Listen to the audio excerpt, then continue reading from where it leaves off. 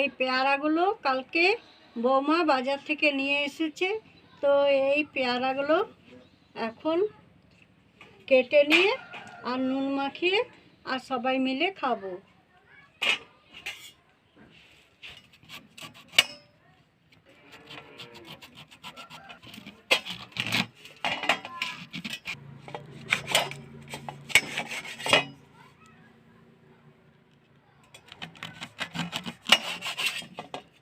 পেয়ারাগুলো কাটা হয়ে গেল। এবার আমি এতে নুন পরিমাণ মতো দিচ্ছি, আর এবারে লঙ্কা গুঁড়ো দিতে হবে।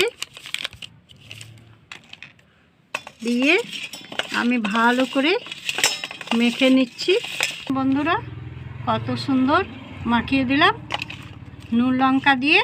এবার হয়েছে, ভালো লাগছে, দারুণ টেস্টি হয়েছে।